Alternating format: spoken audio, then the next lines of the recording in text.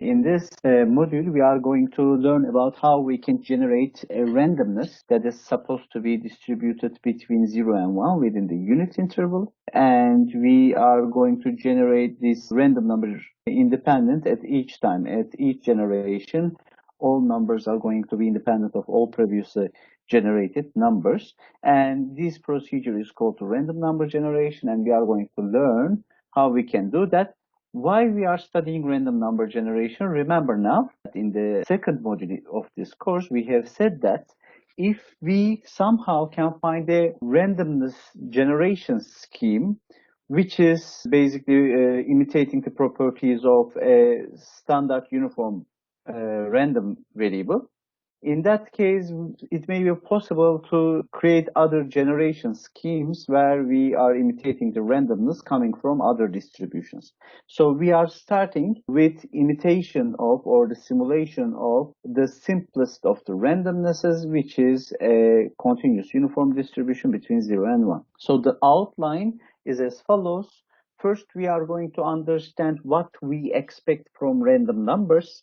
We are going to define a random number and what two properties we expect from random numbers, namely the uniformity and the independence properties.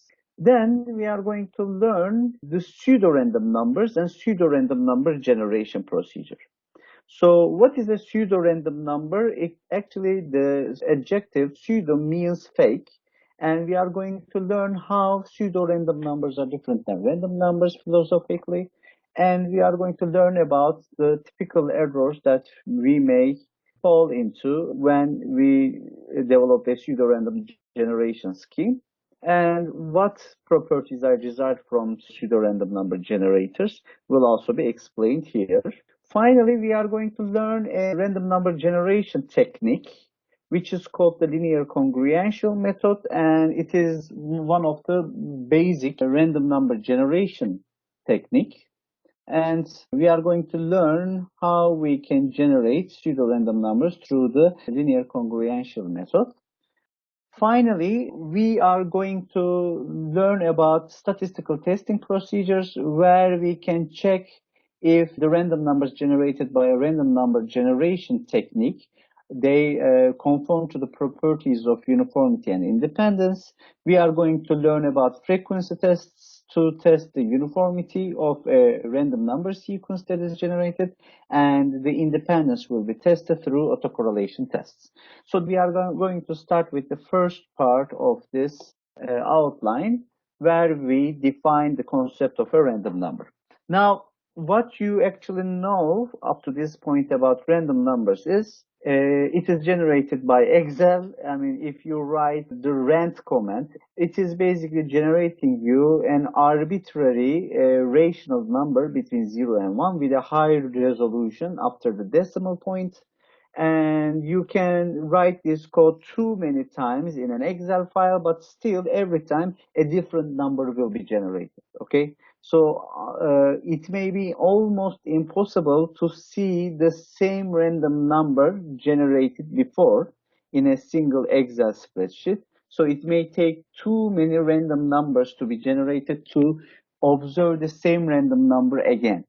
So random numbers are what? Actually, the random numbers are the basic ingredient of the discrete event system simulation. So you see, we have simulated the coin flip experiment by generating random numbers. And we have converted these random numbers to the outputs of a coin flip. Or we have also simulated the dice tossing experiments. Again, we have used random numbers, and depending on the subinterval that the random number falls into within the 0-1 interval, we have converted it to a die output as an integer from 1 to 6. So just like that, maybe it may be possible for us to simulate other systems which are much more complicated than those, again using such random numbers.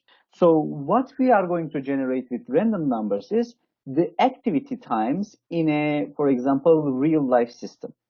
Imagine a banking system. The service duration when a client meets with a teller, the service duration is an activity time, and that activity time can be random for different clients. okay?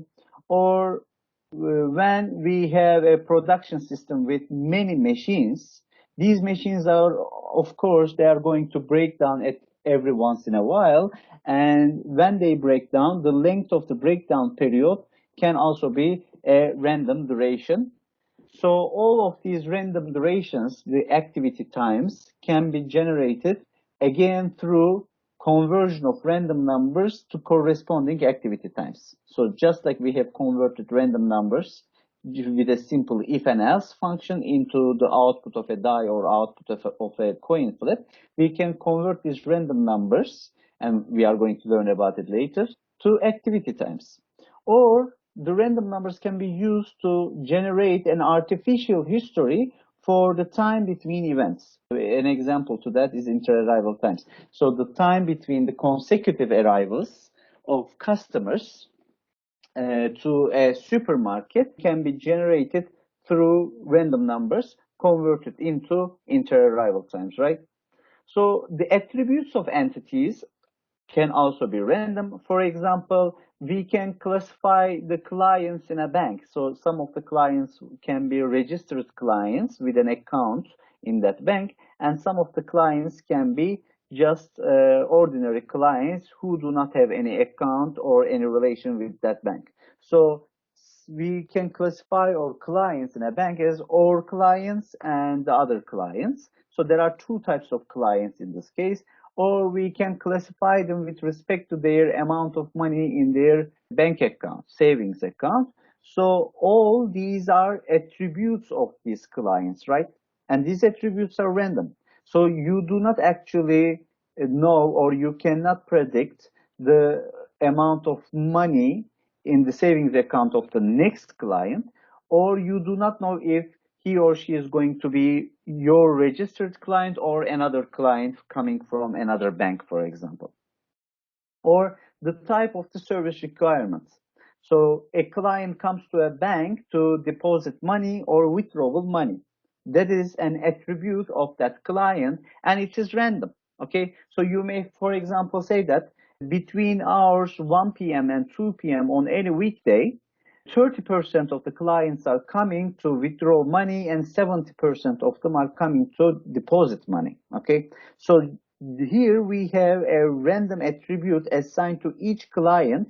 How we are going to determine in a simulation procedure, or when we want to generate the artificial history of that bank, how we are going to determine which customer is going to come for withdrawal operation and which customer is going to come for a deposit operation. We are going to determine them by using the random numbers, again with a simple if and else statement. We will simply say that if the next random number is less than 0.30, then the client comes for a withdrawal operation. Otherwise, the client comes for a deposit operation.